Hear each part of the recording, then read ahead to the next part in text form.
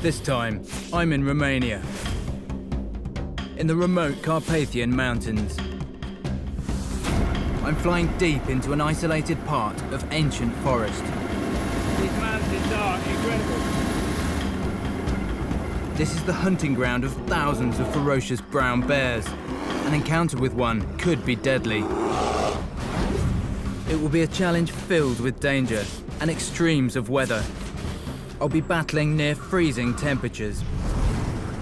To offer at least some protection against the bitter cold, I've been advised to wear shorts. I want to see if I can thrive here, just like our Stone Age ancestors. For the next 10 days, I'll be completely alone, filming everything myself. Just hear the last drones of the motor disappearing. And then suddenly, I can hear the insects around me. As much as this environment is familiar,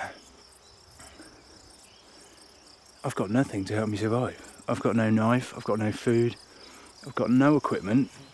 All I've got in my bag is the camera kit I need, as well as a satellite phone and a medical pack, which I'll only use in an extreme emergency. Survival priorities, water is the key one. I'm up high in the mountains and I don't know where there's a reliable source of water.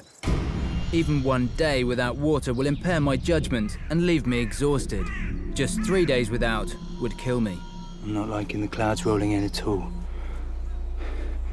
In the space of half an hour, it's gone from glorious sunshine to really quite dark clouds forming overhead.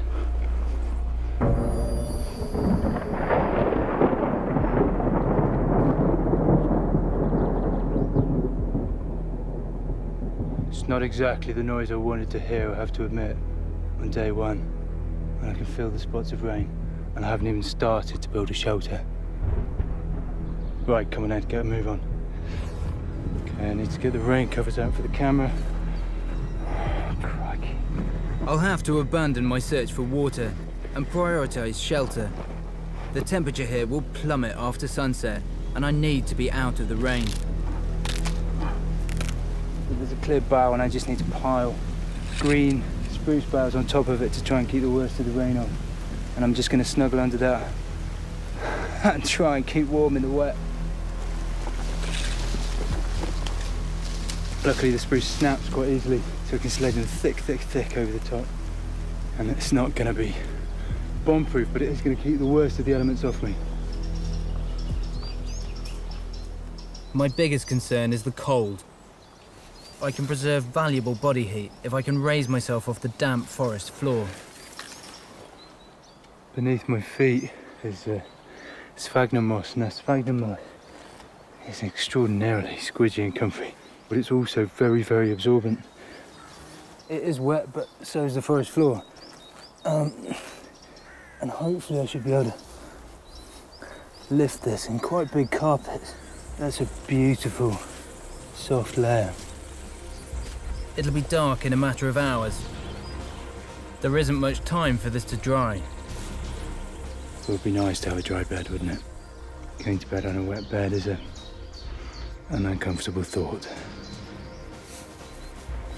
I prioritise shelter above everything else, and I feel seriously dehydrated.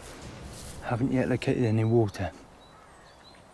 Starting to get that sort of slight little headache.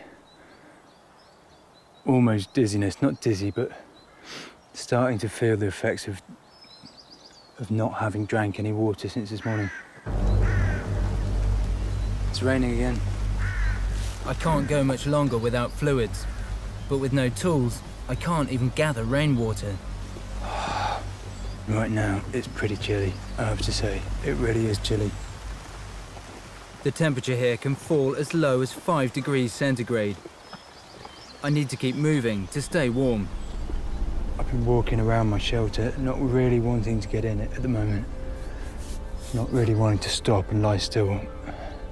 I'm gonna have to do so. And try and get to sleep and hopefully warm up in one position. But the temperature really is starting to drop now. I might have to switch into night vision. It's a very, very weird concept to have made a shelter and not want to get in it because you're too cold and you want to walk around. But I can't just walk around all night. Hopefully, my shelter will provide me with some warmth. The mossy floor is damp and cold. Really damp and cold.